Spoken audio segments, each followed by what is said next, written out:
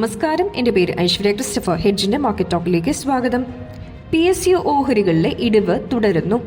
പ്രതീക്ഷിച്ചതുപോലെ ബജറ്റിൽ സർക്കാരിന് മൂലധന ചെലവ് ഉയർത്താത്തതിനെ തുടർന്ന് പൊതുമേഖലാ ഓഹരികളിലെ ഇടിവ് തുടരുന്നു. റെയിൽവേ, പ്രതിരോധം, കപ്പൽ നിർമ്മാണം, ഊർജം എന്നീ മേഖലകളിലെ ഓഹരികൾ തുടർച്ചയായ രണ്ടാമത്തെ ദിവസവും ശക്തമായ ഇടിവിന് വിധേയമായി. ബജറ്റിൽ വളർച്ച മെച്ചപ്പെടുത്തുന്നതിനായി പൊതുമേഖലയിലെ സർക്കാരിന്റെ മൂലധന ചെലവ് വർദ്ധിപ്പിക്കുമെന്ന പ്രതീക്ഷയിൽ കഴിഞ്ഞയാഴ്ച റെയിൽവേ, പ്രതിരോധം, കപ്പൽ നിർമ്മാണം, ഊർജം എന്നീ മേഖലകളിലെ ഓഹരികൾ മുന്നേറ്റം നടത്തിയിരുന്നു.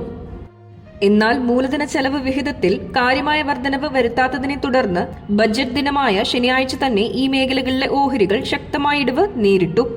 ഇന്നും ഈ ഓഹരികളിൽ വിൽപ്പന തുടർന്നു. ഊർജ മേഖലയിലെ പൊതുമേഖലാ കമ്പനികളായ പവർഗ്രിഡ് കോർപ്പറേഷൻ, NTPC എന്നിവയുടെ ഓഹരികൾ യഥാക്രമം 3%, 4% ഇടിവിന് വിധേയമായി. പ്രതിരോധം മേഖലയിൽ പ്രവർത്തിക്കുന്ന Bharat electronics, Hindustan aeronautics, Bharat dynamics എന്നീ ഓഹരികളിൽ 5% മുതൽ 8% വരെയാണ് നഷ്ടം രേഖപ്പെടുത്തിയത്. IRFC, RVNL, ഇർകോൺ, ടിറ്റാഗഡ് തുടങ്ങിയ റെയിൽവേ ഓഹരികൾ 6% മുതൽ 8% വരെ വില ഇടിവാണ് നേരിട്ടത്. കപ്പൽ നിർമ്മാണ കമ്പനികളായ Mazagon dock, Cochin shipyard, GRSC എന്നിവയുടെ ഓഹരികളിലും 5% മുതൽ 8% വരെ ഇടിവുണ്ടായി. കഴിഞ്ഞ വർഷത്തെ സർക്കാരിന് മൂലധന നിക്ഷേപമായി വകയിരുത്തിയ തുകയിൽ 1 ലക്ഷം കോടി രൂപ ചെലവഴിക്കാൻ സാധിച്ചിട്ടില്ല.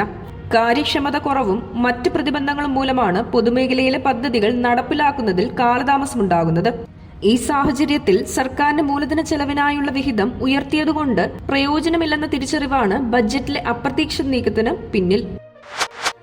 നിഫ്റ്റി 23,400 താഴെ. ഈ ആഴ്ചയിലെ ആദ്യ വ്യാപാര ദിനത്തിൽ ഓഹരി വിപണി നഷ്ടം രേഖപ്പെടുത്തി. നിഫ്റ്റി 23,400 പോയിന്റിന് താഴെയാണ് ഇന്ന് ക്ലോസ് ചെയ്തത്.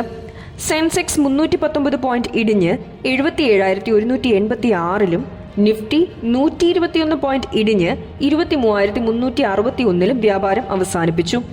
1,102 ഓഹരികൾ നേട്ടം രേഖപ്പെടുത്തിയപ്പോൾ 2,472 ഓഹരികളുടെ വിലയിടിഞ്ഞു. 163 ഓഹരികളുടെ വിലയിൽ മാറ്റമില്ല. L&T, ONGC, Bharat electronics, Hero MotoCorp, Coal India എന്നിവയാണ് ഇന്ന് കൂടുതൽ നഷ്ടം നേരിട്ട നിഫ്റ്റി ഓഹരികൾ. Bajaj finance, Wipro, Mahindra and Mahindra, Bharti Airtel, Maruti Suzuki എന്നിവയാണ് ഇന്ന് നേട്ടത്തിൽ മുന്നിൽ നിന്ന നിഫ്റ്റി ഓഹരികൾ.